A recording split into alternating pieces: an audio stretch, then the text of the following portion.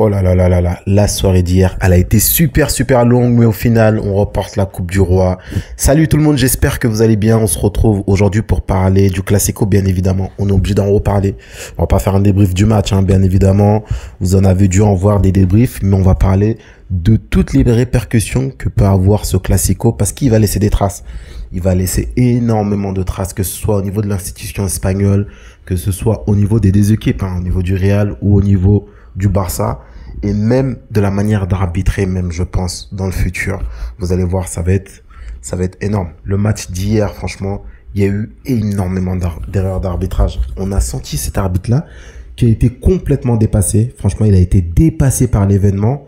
Et ça, c'est dû aux pressions que Real Madrid a mis en amont. Alors, ça, on va pas se mentir. S'il n'y avait pas eu toutes ces pressions, je pense pas que l'arbitre, il aurait été aussi catastrophique, parce que il a eu peur de siffler à énormément de reprises. Franchement, compliqué, hein. Là, j'ai en tête le carton rouge normalement qu'il devait avoir. Aurélien Tchouaméni, il a fait une faute horrible sur Dani Olmo. Bon, là, on dit, ok. Le penalty aussi sur Cubarsí, le penalty sur Ferran Torres. À aucun moment, la VAR, elle est appelée. La VAR, elle a appelé que sur le penalty qu'il y avait sur Rafinha. On savait qu'il allait pas être sifflé parce que vraiment, franchement, c'était très léger.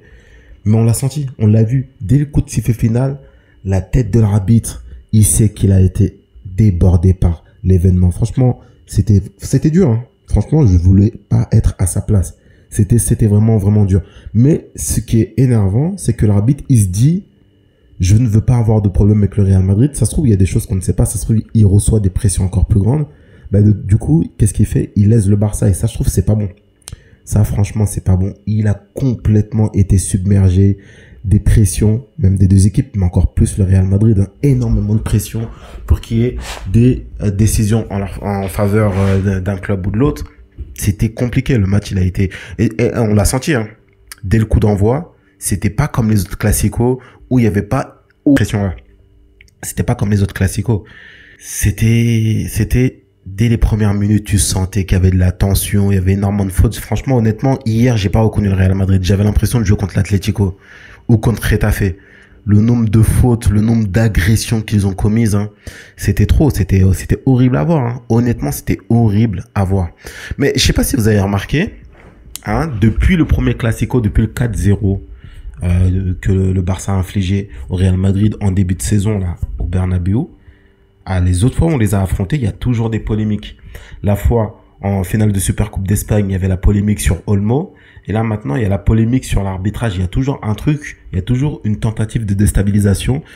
Moi, je le dis, c'est de la peur, ça. Et ça, je trouve que c'est dommage, parce que les autres années, quand le Barça était beaucoup plus faible, bien évidemment, on n'entendait pas autant parler de ça. On n'entendait pas autant parler de ça. Ils essaient de déstabiliser, mais ils mettaient pas un pressing aussi fort. Et ça, franchement, je trouve que c'est mauvais. C'est très mauvais pour le foot espagnol, même pour le foot en général. Et comme je vous l'ai dit, ce match-là, il va avoir énormément de répercussions, que ce soit sur l'institution ou que ce soit sur les deux équipes, ça va avoir des répercussions. Parce que toute l'Europe avait les yeux rivés, même, je dirais, tout le monde entier avait les yeux rivés sur cette finale de Coupe du Roi entre ces deux équipes. Et le niveau de l'arbitrage hier, il était complètement catastrophique. Il était complètement en faveur du Real Madrid. On a vu un arbitre qui avait peur de siffler contre le Real Madrid.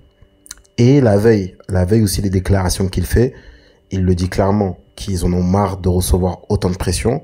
Donc là, tout le monde, toute l'Europe, tout le monde entier même a été témoin de ça. Et je pense que, en fait, s'il n'y a pas des choses qui sont mises en place, bah, le football espagnol, il est en danger. Honnêtement, le football espagnol, il est en danger. Il va continuer à avoir énormément de polémiques. Je peux pas voir comment le niveau d'arbitrage, il peut être aussi catastrophique qu'on a vu hier. Honnêtement, j'arrive pas à concevoir qu'il peut être pire que ce qu'on a vu hier. Ça a été une mauvaise publicité pour les arbitres espagnols, même pour l'institution espagnole. Donc, pour leur intérêt, il va falloir remédier à ça, il va falloir trouver des solutions, peut-être interdire les pressions, hein, les pressions que fait le Real Madrid sur leur chaîne, où ils font des statistiques sur les arbitres, voir les erreurs qu'ils ont faites, etc. Je pense qu'il va falloir interdire ça. Tout interdire aussi le fait de mettre énormément de pression, hein, que ce soit pour toutes les équipes, pas seulement le Real Madrid, mais eux, ce sont les professionnels dans ce domaine-là. Mais il va falloir interdire les pressions parce que c'est mauvais pour le football. Hier, franchement, on regardait même plus le match pour le plaisir du football, en fait. On avait perdu le plaisir. En tout cas, moi, je parle de manière personnelle. J'avais perdu le plaisir, en fait. Je regardais juste le match et je m'étais dit, au bout d'un moment, voilà, si le Barça gagne, je suis très content, hein. Mais ça, moi, c'était plus un match de football hier, avec tout ce qui se passait, toute la pression, toutes les erreurs d'arbitrage. Voilà. Bah, imaginez des gens, des casuals, des gens qui viennent regarder occasionnellement, ils tombent sur ce genre de match, mais qu'est-ce qu'ils vont se dire? Ça donne pas envie, en fait.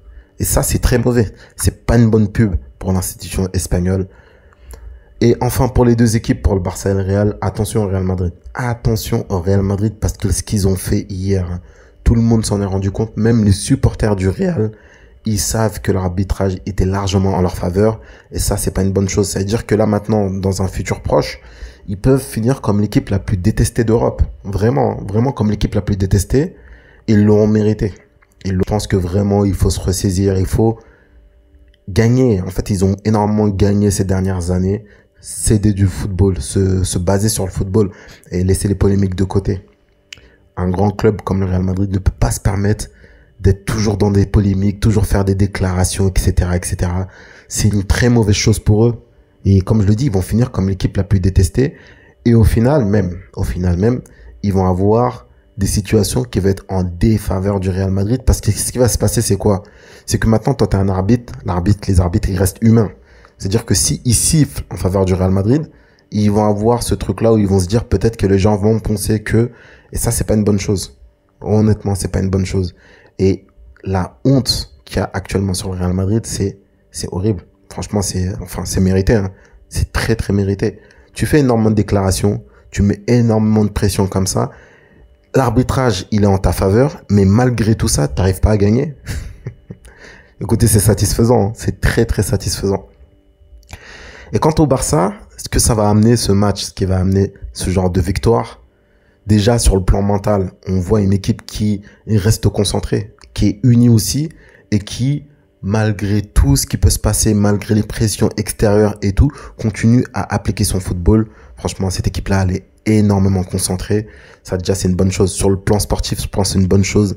Aller chercher cette Coupe du Roi. Je pense que si le Barça ne l'avait pas gagné avec le contexte qu'il y a eu hier, on n'aurait pas pu tirer de conclusions, en fait, parce que l'arbitrage, il a été tellement catastrophique que comment tu peux tirer des conclusions sur ce genre de match? Mais tu réussis à gagner ce genre de match malgré le contexte qu'on a connu, franchement, on peut se dire que c'est très, très, très, très solide. Cette équipe, elle ne lâche rien. Elle ne lâche rien. Elle a été menée, franchement, à 10 minutes de la fin. Et encore une fois, tu réussis à retourner le match. Et en fin de match, encore une fois, ton football, il est récompensé. Ton football où tu mets de la pression, où tous les joueurs sont concernés, où ils font les efforts. Bah oui, parce que Jules Koundé, il a fait l'effort en fin de match pour aller marquer ce but-là. Encore une fois, t'es récompensé. Ton football où t'es audacieux avec le piège du hors-jeu, encore une fois, t'es récompensé parce que ça a évité pas mal de situations dangereuses et même pas mal de buts parce qu'il y avait Vinicius, il a marqué en première mi-temps hier. Et en deuxième mi-temps, il y a eu penalty. En fait, s'il y avait pas hors-jeu, il y aurait eu penalty sur Mbappé. Donc, ça récompense tout ça. Ça récompense tout ça et ça te réconforte aussi avant les matchs super importants face à l'Inter Milan. J'ai pas envie de, comme je vous l'ai dit, que c'était pas une sorte de débrief, mais on a vu quand même un Barça qui était un peu quand même en gestion. Ils avaient dans la tête ce match, pour eux, il est super important, ils voulaient pas se cramer pour ce match-là. Donc, tu les sentais honnêtement. Donc voilà, tu les sentais être dans une sorte de gestion. Pour moi, c'était une sorte de gestion.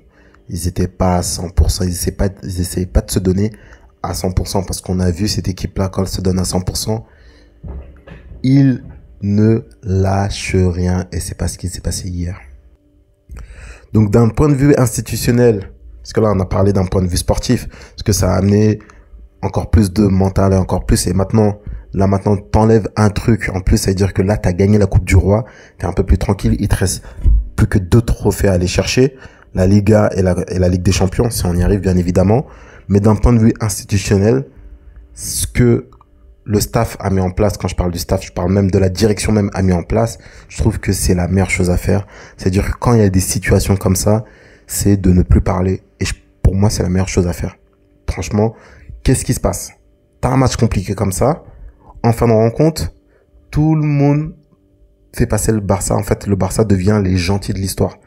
Et je pense que pour moi, c'était la meilleure posture à adopter, en fait. Éviter toutes les polémiques. Et ça, c'est un truc, en fait, l'année dernière, que on voyait. Xavi se plaignait beaucoup, et parfois, moi, je trouve, à raison. Il se plaignait beaucoup de l'arbitrage, etc., etc. Et qu'est-ce qui se passe? Les gens ils disent, oui, voilà, il pleure parce qu'il perd, nanani, nanana. Et cette année, apparemment, il y a eu une consigne qui a été donnée à Hansi Flick, c'est de ne pas parler d'arbitrage, de ne pas se plaindre. Et tu vois quoi? Tu vois que le Barça ne se plaint plus. Là, franchement, il y a eu énormément d'erreurs bizarres. T'entends rien. Je trouve que c'est une bonne chose. Tu prends tes trophées, tu fais tes matchs, tu gagnes par le football. Et au final, qu'est-ce qui se passe? En fait, t'es le gentil de l'histoire et t'es récompensé par tout ce que tu mets en place. Donc voilà, on va voir ce que ça va donner. On va voir ce que ça va donner. Là maintenant, on a 4 jours avant le match, les matchs les plus importants, les matchs vraiment super importants face à l'Inter Milan. On sait que ça va pas être un match facile. Eux, ils jouent aujourd'hui. On va voir ce que ça va donner aussi, hein, parce que ils sont aussi très très fatigués. On verra ce que ça a donné. Bien qu'on ait joué des prolongations, le match il est quand même à domicile. On a un jour de plus de repos. Voilà, j'espère que les joueurs ils vont pouvoir se reposer et on verra ce que ça va donner. Voilà les gars, j'espère que ça vous aura plu. On va s'arrêter là pour aujourd'hui. N'hésitez pas à vous abonner, à liker, à lâcher un petit commentaire. Sur ce, moi je vous dis à très bientôt. Ciao ciao.